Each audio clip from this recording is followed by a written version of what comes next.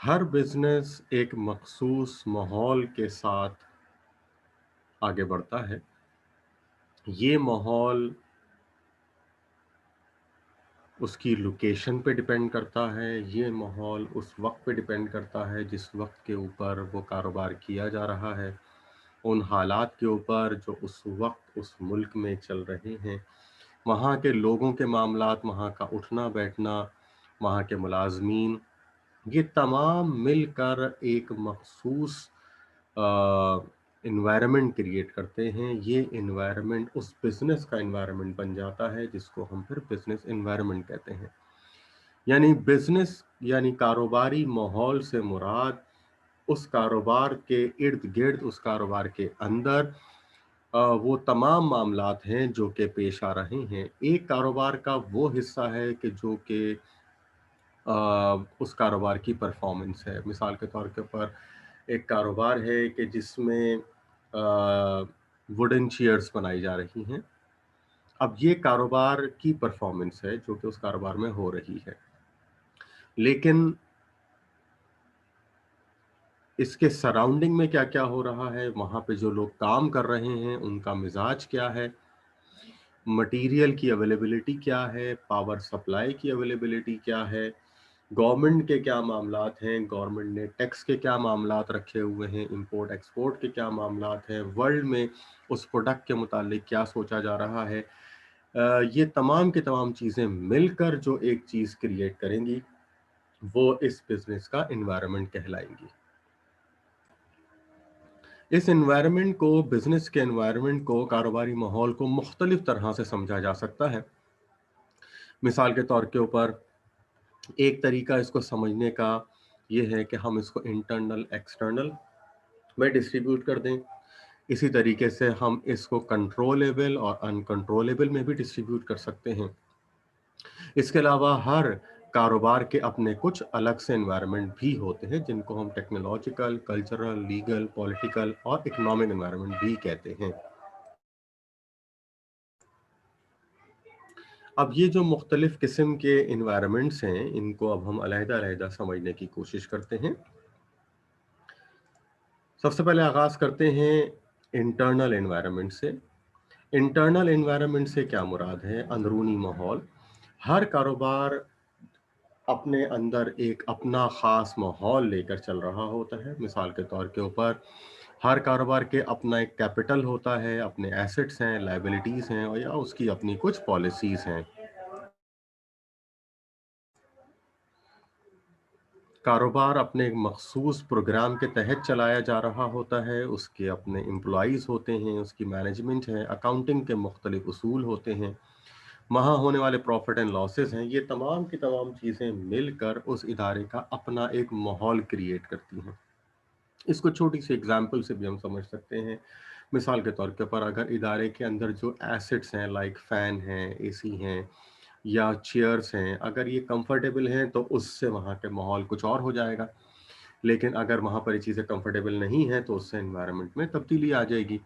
इसी तरीके से अगर इदारे को प्रॉफिट हो रहा है तो वहाँ पे जो लोग काम कर रहे हैं उनकी सोचों पर उसका असर पड़ेगा, और अगर वहाँ पे लॉस हो रहा है तो वहाँ पे एम्प्लॉइज़ के ऊपर उसका उसी तरह से असर होगा।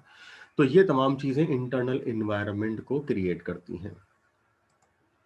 एक है एक्सटर्नल एनवायरनमेंट। एक्सटर्नल एनवायरनमेंट से मुराद होती है कि गवर्नमेंट की पॉलिसीज़ हैं, मुख्तलिफ कवानीन मुल्क में क्या चल रहे हैं, टेक्नोलॉजी की क्या पोजीशन है, इदारे का अपने दूसरे लोगों के साथ, उसी किस्म के कारोबार के साथ जो कंपटीशन है उसका लेवल क्या है, इस वक्त नेशनल पॉलिटिक्स क्या चल रही है, इकोनॉमिक कंडीशन क्या है, वर्ल्ड के मामलात क्या हैं। ये तमाम की तमाम वो चीज़ें हैं जो कि इदारे के बाहर हो रही हैं। तो इन चीज़ों से जो असर पड़ेगा वो एक्सटर्नल एनवायरनमेंट कहलाएगा। एक छोटी सी एग्जांपल ले लेते हैं। मिसाल के तौर के ऊपर अगर इदारे के बाहर पॉलिटिकल कंडीशंस अच्छी नहीं हैं तो उसका असर वहाँ पे अगेन लोगों पर होगा और वो उनकी परफॉर्मेंस में ट्रांसलेट होगा। बिल्कुल इसी तरीके से अगर कवानीन मवाक़िफ़ नहीं बने हुए हैं कारोबार के लिए तो उसका भी असर इदारे पर आएगा। तो ये है बैरूनी माहौल। इसी तरीके से माहौल एनवायरनमेंट को हम कंट्रोलेबल और अनकंट्रोलेबल में भी समझ सकते हैं।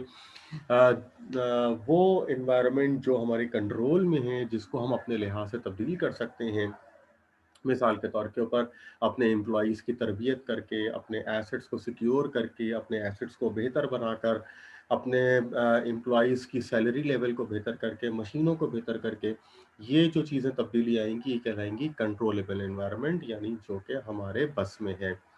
लेकिन वो चीज़ें जो कि हमारे बस में नहीं है, जिनको हम कंट्रोल नहीं कर सकते, लाइक मुल्क के कवानीन या मुल्क में मौजूद सड़कों की हालत या पावर सप्लाई की सिचुएशन, ये वो चीज़ें हैं जो हमारे कंट्रोल में नहीं हैं।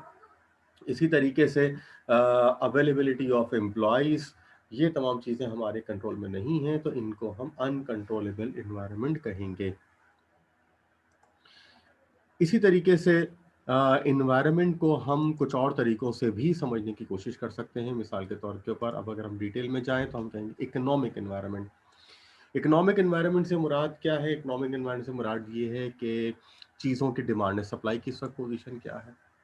हम जो प्रोडक्ट बना रहे हैं, उस प्रोडक्ट की इस वक़्त डिमांड क्या है? उसकी सप्लाई क्या है? इन तमाम चीज़ों का हमारे ऊपर बेइंतहा असर पड़ेगा।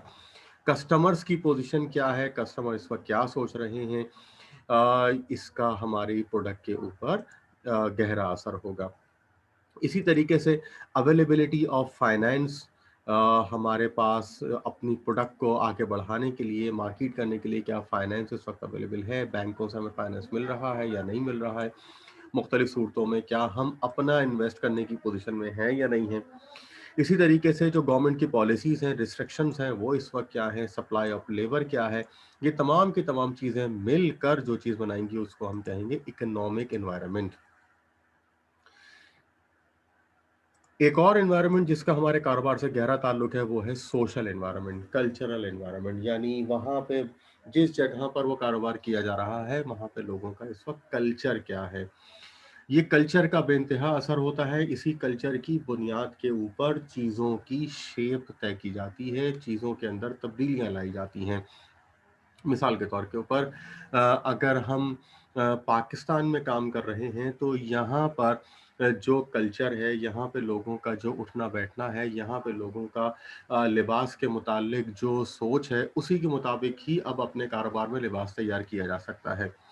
इसी तरीके से अगर लोग जो हैं वो कंफर्ट को ज़्यादा पसंद करते हैं, लोगों के कल्चर के अंदर कंफर्ट ज़्यादा है, तो फिर जो चीज़ बनेगी उसके अंदर कंफर्टेबिलिटी का अंसर ज़्यादा होगा। अगर किसी इलाके के लोग रफ एंड टफ ज़्यादा हैं, यानी वो आरामदेह से ज़्यादा रफ एंड टफ होना ज़्यादा पसंद करते हैं, तो फिर उसका असर भी हमारी प्रोडक्ट के ऊपर आएगा और प्रोडक्ट को फिर हम उसी तरीके से फिर रखेंगे वहाँ पर।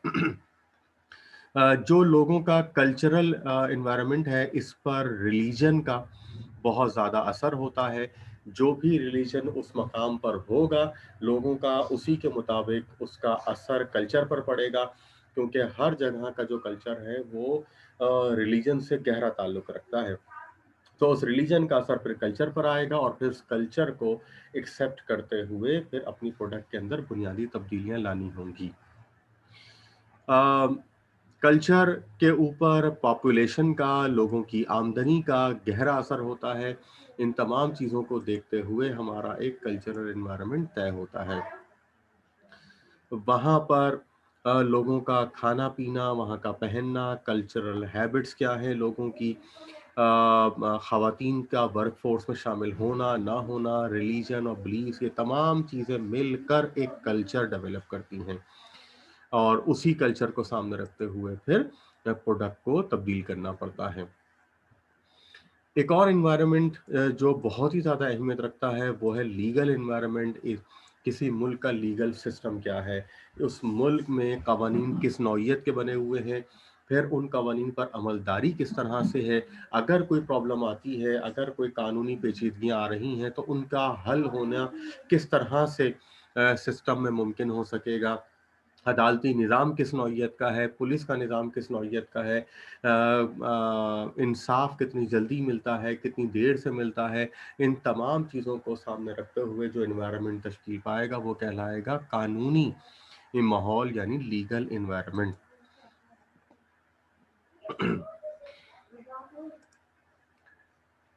लीगल एनवायरनमेंट के बाद पॉलिटिकल एनवायरनमेंट है। पॉलिटिकल एनवायरनमेंट से मुराद होती है सियासी माहौल, के उस मुल्क में सियासी सिचुएशन क्या है, लोगों को उनके राइट्स मिले हुए हैं, नहीं मिले हुए हैं, इलेक्शन के मामलात क्या हैं, किस तरीके से तमाम चीज़ें तय की जा रही हैं,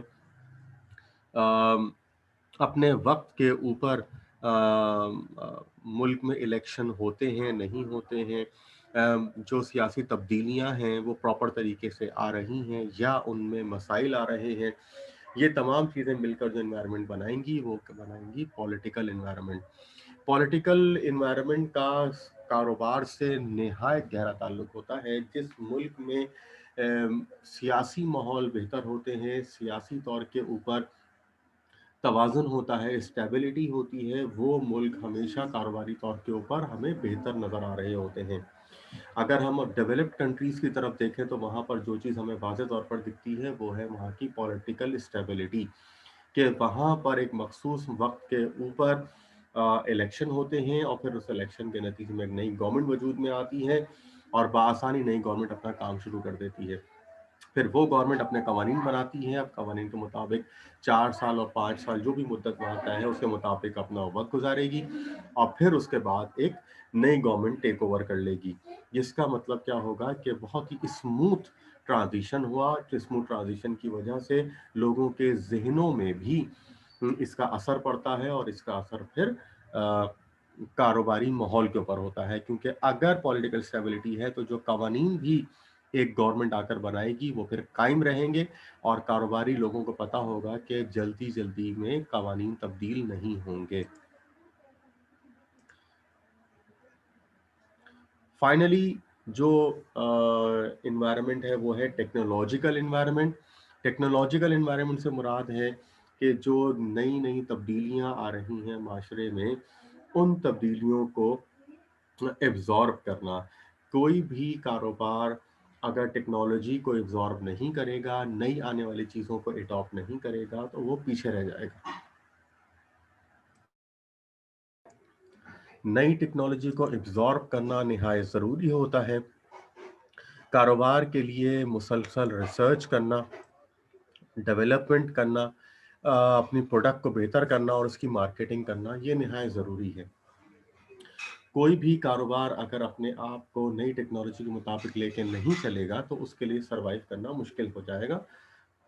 जिसकी मिसाल हम कई ले सकते हैं दुनिया में से। मिसाल के तौर के ऊपर आज से 15 ईयर्स बैक अगर हम नोकिया कंपनी का नाम लें तो वो दुनिया की सबसे बड़ी मोबाइल मैन्युफैक्चरिंग ब्रांड थी। लेकिन चूंकि इसने आने वाले वक्त को सही प्रिडिक्ट नहीं किया और जो नई तब्दीली आ रही थी उस तब्दीली को एब्जॉर्ब नहीं किया, तो जिसका नतीजा ये निकला कि बिलाखिर वो कंपनी तकरीबन मिट गई। और आज हम ये देखते हैं कि दुनिया में मोबाइल मार्केट के अंदर इसका शेयर मिनिमम रह गया है, जबकि ये वो कंपनी थी जिसका मार्केट में शेयर 70% से भी ज़्यादा था एक वक्त में, जो कि आज अब मिनिमम रह चुका है। इसी तरीके से और कई मिसालें हम अपने सामने रख सकते हैं कि जो प्रोडक्ट्स किसी ज़माने में बेइंतहा मकबूल थी, लेकिन चूंकि इन्होंने टेक्नोलॉजी को नहीं अडॉप्ट किया, आने वाले वक्त को सही प्रिडिक्ट नहीं किया, रिसर्च और डेवलपमेंट में सही खर्च नहीं किया, तो वो फिर अपने कारोबार को जारी नहीं रख सके और फिर आखिर उनके कारोबार जो है वो या तो मिट गए या फिर बहुत ही मिनिमम रह गए। ये वो सारे एनवायरनमेंट हैं कि जो कि एक कारोबार चलाने वाले शख्स को जिनका ख्याल रखना चाहिए है, और इन तमाम चीज़ों का ख्याल रखते हुए अगर कोई अपने कारोबार को चलाएगा तो वो यकीनन अपने कारोबार को बहुत सारे मसाइल से बचा सकता है।